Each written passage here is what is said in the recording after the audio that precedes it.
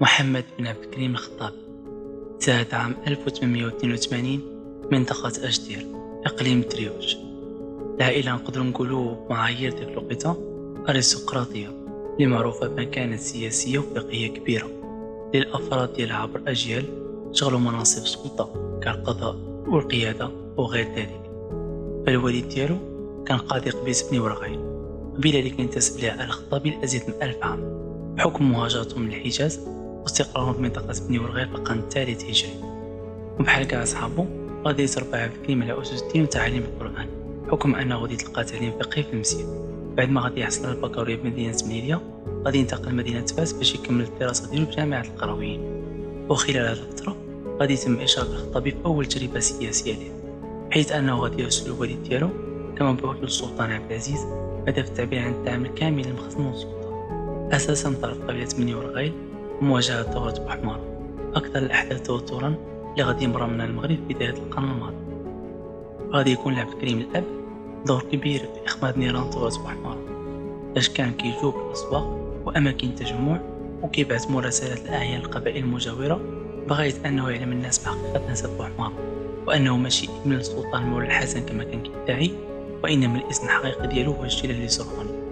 لا أصل لا مفصل، الحاجة الوحيدة اللي كان كيكسب هي الحمار علاش كان كيركب، ما غادي لهم اللعبة الأخرى ويرجع للبلاد. رجعوا الخطابي الابن اللي غادي يختتم المسيرة الدراسية ديالو في دراسة القانون الإسباني بمدينة سلامانكا. من بعد غادي يرجع الخطابي للمليلية كمدرس ومترجم زيادة على صحفي بالجريدة الإسبانية تيليغرام ديالي اللي كان كيكتب فيها فقرة باللغة العربية يوميا. من خلالها كان كيدافع على مصالح إسبانيا في المنطقة وينتقد بشدة ثورة تشريف محمد أمزيان اللي دخل في صراع شرس مع المحتل وقعد أول انتفاضة ضد الاحتلال الإسباني. الخطابي كان كيشوف أن التعايش السلمي مع الحماية هو أكثر حل مناسب نظرا لعدم قدرة قبائل الريف على الصمود أمام قوى عسكرية أوروبية. هذا الشيء غادي يخلي الخطابي يتلقى انتقادات كثيرة ويتلقب بالخائن، وهنا غادي تبدأ أول مرحلة في تطور المسيرة السياسية ديال الخطابي اللي تنعكس بالعمالة وخدمة مصالح إسبانيا. غير أن عبد الكريم عمره كان فعلا خائن، بل هو فقط آمن أن إسبانيا تقدر تعاون منطقة الريف تزيد لقدام وتفتح مدارس وتخلق فرص شغل، بينما كانت إسبانيا تخدم مصالحها من استغلال مناجم الحديد. كان الخطابي الهم الوحيد ديالو هو مصلحة ساكنة الريف، وحيث كانت عنده مكانة كبيرة عند كبار السلطات الاستعمارية غادي يتعين مدينة مليلية كقاضي ويترقى القاضي القضاة عام 1914 أمر من المقيم العام الإسباني. حتى لهنا كان كل شيء غادي مزيان، لكن شوية بشوية الطمع ديال إسبانيا والتغلغل ديالها في الريف غادي يخلي الوالد الخطابي يوقف أمامه ورفض السياسة التوسعية، وغادي تزيد تشعل باش قوات الاستعمار غيسجنوا الخطابي الابن. نصيحة من عبد السلام بورجيلو أحد عملاء إسبانيا في المنطقة اللي كان كيظن أن اعتقال الخطابي غادي يخلي باه يحني الراس، والعكس تماما. هذا الشيء غيزاد مع عزيمة عبد الكريم الخطابي الأب اللي غادي يقطع العلاقة مع إسبانيا ويوحد أهل الريف ضدها. إسبانيا غادي توجه الخطابي الابن تهم بين الخيانة العظمى والتواطؤ مع ألمانيا بهدف المس باستقلال إسبانيا. وهادشي كله بتحريض من فرنسا اللي شافت أن الخطابي كيتعاطى مع ألمانيا خلال الحرب العالمية الأولى والدولة العثمانية بحكم أنها دولة إسلامية. غادي يوقف الخطابي أمام القاضي اللي غادي يقول ليه أنا ما عرفتش لما شخص بحال يوجه الولاء ديالو. وبالفعل لسنين قضية ولاء عبد الكريم ظهر الخمور. ما عليناش، المحكمة الإسبانية غادي تبرر وترفع جميع التهم ضده نظرا لعدم وجود أي دليل، إلا أن السلطات الإسبانية غادي ترفض الاقتراح وتفكر تخليه كورقة رابحة ضد السياسة المعادية للإسبان. وهنا غادي يغلطوا المرة الثانية، حيث غادي يرد الخطابي الأب ضغوطات وسياسات إسبانيا اللي هو كاع ما طمع في عودة ولده إذا كانت على حساب الوطن، وغادي يصيفط لهم مرض أكثر قوة باش غادي يهجم بالرجال ديالو على قوات الخائن عبد السلام بورجيلو. أما الخطابي الابن فغادي يحاول يهرب، لكن غادي يفشل وتنكسر رجله وتبقى عاهة مستديمة. وبعد عدة مفاوضات غادي تقبل إسبانيا اقتراح الخطابي مقابل تسلم رهينتين من أبناء العائلة اللي فعلا غادي يطوعوا، ويتم الإفراج على الخطابي عام 1916 واجه بني ورغيد وسط فرحة كبيرة. حتى لهنا الخطابي نالو التقدير ديال السلطان مولاي عبد الحفيظ والدعم ديالو، ودعم أكبر من طرف ألمانيا اللي كانت عندها علاقة وطيدة مع الخطابي الابن اللي شافته كحليف، وربما أداة تحقيق رغبات وطموح ألمانيا في المنطقة. فهي بالأساس بغات دير على سفر بين فرنسا وإسبانيا اللي شافتهم دخلوا قسموا المغرب بيناتهم وخلاوها هي بلاش.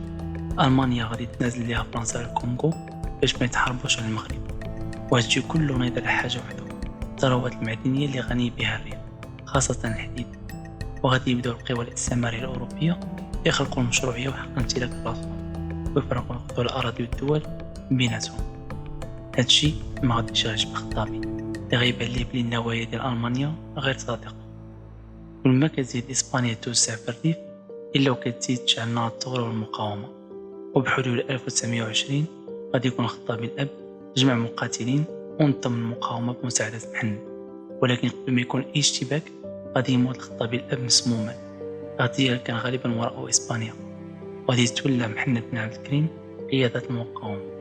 في نفس الوقت غادي يكون الجنرال الإسباني سيلفستري هزم الريسونيور بعده، اللي من بعد غيبيعوا الماتش ويضموا الجانب الإسباني ضد مقاومة الريف. سيلفستري بعد الفوز ديالو غادي يتهلك البيع ديالو والاحتقال الرياضة اللي شافهم بحال شي إنسان بدائي ما قدر يدير والو قدام القوة العسكرية ديال إسبانيا. وفي 1920 غادي يتولى قيادة ميليليا، بينما في تطوان كان الجنرال بيرينجير متسلم الحكم. غادي تكون بيناتهم غيرة ومنافسة، خاصة أن سيلفستري كان قريب من الملك الإسباني ألفونسو والجنرال المفضل اللي كان كيعول عليه. لكن بيرينجير كان كيشوف بلي طايش ومتهور، خاصة فاش غادي يقرر يغزو الريف ويدخل في صراع مباشر مع عبد الكريم. رغم تحذيرات عديدة من طرف بيرينجير باش يتراجع ويسقط شوية، سيلفستري كان طايق براسو. وفي الجيش اللي جاب معاه حوالي 25,000 جندي، النص فيهم أمي كينتميو لأدنى فئة من المجتمع الإسباني. جاو للريف تدريب محدود دون مستوى، كانوا كيتخلصوا تقريبا 5 دراهم في النهار، أجر هزيل يخليهم يعيشوا غير على القهوة والخبز والحبوب. السكنات كتنعدم فيها النظافة، أما الرعاية الصحية جد متدهورة. وفي الجبال كانوا كيعيشوا في بلوكاوت اللي ما فيهمش حتى مرحاض، وبالتالي كانوا الجنود كيقضيو حاجتهم في الداخل باش يتجنبوا إطلاق النار من طرف مقاتلي الريف. الأوضاع المزرية ديال الجيش كان سببها الفساد اللي كان متفشي بين الضباط اللي كانوا كيبيعوا البضاعة اللي مخصصة للجيش ويفرقوا بيناتهم أموال بناء الطرق والسكك الحديدية. وعدد كبير من هاد الضباط ما كانوش كيعرفوا حتى يقراو الخرائط، الشيء اللي كيفسر علاش الوحدات الإسبانية كانوا كيتوتروا بزاف في الريف، حيت بالنسبة ليهم دراسة الحرب ما كانش حاجة ممتعة يقدروا يعمروا بها وقتهم. اللي خصوها القمر وشطيح والرضيع ومرافقة العائرات اللي تبعوهم إسبانيا، واللي بسببهم كانت الأمراض الجنسية متفشية في الجيش الإسباني. تولى الحلم ديال الجندي الإسباني يتصاب بمرض جنسي باش يتم الإعفاء ديالو ورجع للبلاد. سيلفستري كان واعي بهادشي وبلي المراد الجيش طايح، ولكن هو فكر بلي السلاح اللي عنده كافي باش يسحق يافا. وفي ظرف أسابيع قلال غادي يكون السلام على الخطاب. غير أن التقرير اللي جاو بطبيعة الحال سيلفستري ما قراش كان كيقول بلي أكثر من النص ديال البندقيات اللي كانوا في الترسانات ديال الميليا كانوا في وضع رديء وغير صالح للاستعمال، حيت كيشكلوا خطر على الجندي أكثر من العدو. سيلفستري بصحية الراس ديالو والجهل بقوة العدو غادي يكمل التوغل ديالو في شبه الريف باغي توصل لخليج الحسيمة، وغادي توصلوا رسالة مع عبد الكريم الخطابي اللي غادي يحذروا أنه ما يقطعش واد أمقران ولا غادي يكون المصير ديالو الموت. غادي يبدا سيلفستري يضحك وما غاديش يعطي أي اعتبار للخطابي اللي بان ليه غير فيه، لكن الخطابي على بال بلي الاستراتيجية اللوجستيكية ديال إسبانيا غبية نوعا ما، وغادي يخليهم يزيدوا يتعمقوا أو بالأحرى يجيبون فين بغا هو. سيلفستري غادي يلاحظ بلي المؤن واللوازم اللي كيفرق على مجموعة من النقاط الاستراتيجية كيخبروا بلا ما يوصلوا لهم. هنا غيتصرف ويكتب للبرنجة لأول مرة بلي الأمر ماشي بالسهولة اللي كان كيتحسب فيه، وغادي يجي برنجر طاير المليلية باش يقول ليه يوقف التحركات ديالو ويتسنى شوية. سيلفستري غادي يغضب لحد أنه كان باغي يضرب. الأمر ما بقاش مجرد مسألة تأدية واجب بالنسبة لسيلفستري، وإنما كبرياء وجنون عظمة. حياته غادي تولي تدور حول هدف واحد: تصفية الخطابي واجتياح الريف. أول مواجهة غادي تكون قرب أوباران فين غادي تستطيع المقاومة مثل عشرات الضباط ومئات الجنود الإسبان. وغادي يدخل سيلفستري للتاريخ من أوسع أبوابه كأول جنرال كيفقد المدافع ديالو في إفريقيا. من بعد هاد الهزيمة غادي يصيفط الجنود ديالو يبنيو حصن في منطقة إغريق جنوب واد الأمقران.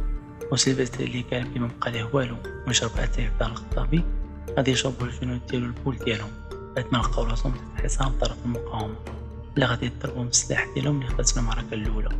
سيلفستري ما غادي يفهم والو وما يبقى خاطر لا ينعس ولا ياكل. غادي يراسل البرنجة ويخبروه بلي الوضع ولا حرج نوعا ما، وحتى بدا يفكر يحبس. غادي تجي رسالة من عند الملك اللي ما كاينش عودة للورا، وسيلفستري هو ما قادرش يغضب الملك ديالو غادي يكمل الطريق اللي بدا. باقي تحت تأثير الصدمة باش غادي يعرف بلي غير 11 اللي قدروا ينجاو من حصار إغريق، 9 منهم ماتوا من شدة الحرارة، وجوج بوحدهم اللي قدروا يوصلوا لقلعة أنوال فين كاين هو مع بقية الجنود. سيلفستري ما متيقش شنو واقع، غادي يبقى غادي يجي هكا شنو غيدير. الخطابي ما غاديش يخلي ليه الوقت وغادي يفرض حصار على قلعة أنوال. أنا غتشدو العدا ويجمع مجلس حرب ويعلمهم بلي غادي ينسحب، ويعلم كذلك مطيط عبر الراديو. غير هو ما قدرش ينظم الانسحاب ديالو حيت مرة أخرى الكبرياء ديالو ما خلاهش يقول الحقيقة للجنود ديالو اللي خرجوا من قلعة أنوال وهما عارفين لا فين غاديين لاش من أوامر يتبعوا. روينة والعشوائية، كل واحد بينسرح، سوء التنظيم وحرارة فصل الصيف غادي يخلي رجال الخطاب يستغلوا الفرصة ويشتتوا الجيش الإسباني اللي ما غيبقى يتسمع والو بلا الغوات ديالهم هما كيدبحوا في الجبال ولا كيتقصفوا بالنار. كان هادشي بالنسبة للريافة بحال شي لعبة اللي ما رحموش قوة المستعمر. زادوا عليهم حتى العائرات اللي جاو معاهم من إسبانيا. سيلفستري وهو واقف أحد حواجز القلعة كيشوف وهو مصدوم بهاد المشهد الرعب. الجيش ديالو هو كيتقطع، يرجع للخيمة ديالو ويتيري في راسو. من أصل 15,000 جندي اللي خرج من قلعة أنوال 570 بوحدهم اللي نجاو، 326 منهم كانوا رهائن. ريفا استعملوا كاع الذخيرة اللي كانت عندهم، لكن غنائم الحرب كانت كثيرة. انتشرت الخيل، 20,000 بندقية ومئات المدافع وعشرات السيارات والشاحنات. وفي ضرب وجيز ولا عند الخطابي كاع اللي يحتاج باش يجهز الجيش ما كيخاف من والو. العقيدة ديالو هي حرية الريف وسفك دماء المستعمر. كانت هذه معركة أنوال وفاجعة أنوال بالنسبة لإسبانيا اللي فقدت 25,000 جندي، السلاح ديالها ومناطق النفوذ أكملها. وأكثر من هذا الجنرال الغربي سيلفستري اللي انتحر وخلى اللوم يطيح على برينجر اللي أصلا ما دير والو وغادي يتحكم يتفصل من المنصب ويتلاعب بالحبس. 18 شتنبر 1921 غادي تخلق جمهورية الريف حرة وعصرية، دستور وقوانين كتنبني على الديمقراطية والشورى، مبادئ كيامن بهم الخطابي. غادي يعلن الاستقلال التام للريف من الاستعمار الإسباني وينشق عن السلطنة والمخزن، بحيث منع على الأنصار ديالو أنهم يدعوا السلطان في خطبة الجمعة، حكم أن الريف حر وما كيعترفش بالحماية الفرنسية على المغرب، وأن السلطان مبقاش عنده أي مشروعية حكم في الريف. وغادي يولي الخطابي يتلقب بالأمير مولاي محمد، الشيء اللي غادي يغضب السلطان مولاي يوسف اللي شاف بلي الخطابي بغا يسرق منه العرش ديالو، وغادي يعلن بلي الخطابي متمرد وعاصي. وهنا غادي تحبس علاقات الصداقة والمساندة اللي كانت كتجمع بين المخزن ومقاومة الريف. وفي نفس الوقت في إسبانيا صدد الهزيمة باقي كاين، وغادي يطالب البرلمان بالتحقيق بخصوص مسؤولية الملك ألفونسو في فاجعة أنوال. وأمام الفقر والجوع والبطالة وتفشي الفساد وتراجع مستوى العيش غادي ينوض انقلاب عسكري من طرف الجنرال بريمو دي ريفارا مقدوه فيه زادو فيه. باش غادي يشوفوا ألفونسو بلي كيشكل خطر على العرش ديالو غادي يطلع في 14 شتنبر لمدريد باش يتسلم السلطة، وغادي يقلب النظام الدستوري وتدخل إسبانيا في مرحلة تسمى بديكتاتورية بريمو دي ريفارا اللي وضع الدولة والملكية تحت نظام عسكري، واللي الملك دوميا كتحرك الإدارة العسكرية.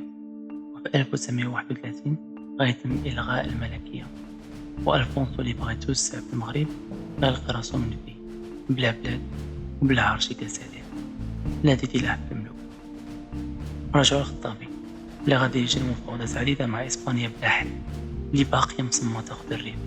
وفاش فرنسا كتشوفها غادي وكتكبر الخسائر غادي تبغي تدخل صالحها عن طريق زرع مرتزقة وقطع طرق بالريف. باش غادي يتصدى لهم الخطابي غادي تدخل فرنسا بسبب أنها كتدافع على الأنصار ديالها، داكشي اللي خاف منو الخطابي غيطيح فيه. ويلقى راسو كيحارب جبهتين، ومع ذلك غادي يصمد الريف ويحارب بشراسة. في 1925 غادي يقبل الخطابي الخائن الريسوني ويحكم عليه بالإعدام، غير هو باغي يموت في الزنزانة ديالو. وأمام الإنهاك التام للجيوش الإسبانية حكم أن التضاريس كانت صعيبة والخرائط ممتلطاش، غادي يبان خائن آخر، الماريشال محمد أمزيان، اللي كان على دراية تامة بتضاريس وأساليب حرب قبائل الريف، حكم أنه ولد المنطقة وواحد منهم. وجمع فرنسا وإسبانيا قوة كتقارب 500 ألف جندي، ودخلوا حتى بريطانيا كحليف بعد ما دخلت ليها فرنسا المستعمرة ديالها في العراق. أما الضغوط ألمانيا فاقتصر على تصنيع غاز الخردة اللي كانت ممنوعة أصلا من تصنيعه حسب معاهدة فرساي 1913. ولكن فكرة أن دولة مسلمة حرة غادي تنشأ في شمال إفريقيا خلى كاع القوى الأوروبية تفقد الصواب ديالها وتوحد حول هدف واحد، قضاء على مقاومة الريف. غادي تستعمل إسبانيا أسلحة كيميائية محظورة دوليا وقنابل 100 كيلوغرام من غاز الخردة وغازات أخرى، ووتيرة 1680 قنبلة في اليوم اللي كانت غير كتنزل القنبلة كتحول الغابات ومناطق الريف خضراء الرماد.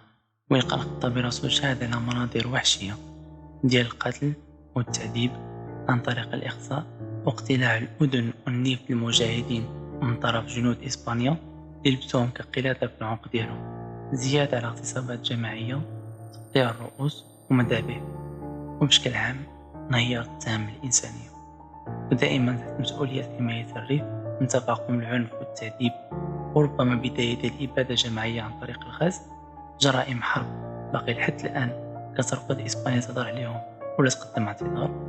غادي يضطر الخطابي يبدا محاولة الصلح، باش غادي يحس براسو بلي قربت إسبانيا توصل ليه بعد سقوط أجدير العاصمة ديالو، واللي غالبا إلا جداتو غادي تعلمو غادي يقرر يستسلم ويقترح كاع الأسرى الفرنسيين والسنغال اللي كانوا كيحاربوا مع الجيش الفرنسي، ويأمر بالقتل والإعدام ديال جميع الضباط الإسبان انتقاما من قصفهم الريف، ويتقطن بعد ذلك بالخيل ديالو معسكر فرنسا ويسلم راسو كأسير حرب.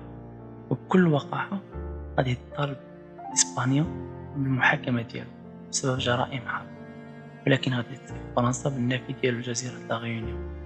ومن بعد 20 عام في المنفى وهو غادي لفرنسا غادي توقف السفينة ديالو في بورسعيد، مدينة ساحلية مصرية، ويطلب الخطابي اللجوء من الملك فاروق. بالطبع كانت هذه خطة باش فرنسا تلبي على الرغبة ديالو بأنه يعيش في دولة مسلمة بعد ما بدت القضية. إلى الإقامة ديالو في القاهرة غادي يترأس لجنة تحرير المغرب العربي، يولي رمز للشعوب المضطهدة منها فيتنام اللي غادي يتعلموا بزاف من أساليب حرب العصابات اللي بدا الخطابي. كانت هذه قصة محمد بن عبد الكريم الخطابي، قاضي، رجل سياسة، وأخيرا أمير الريف.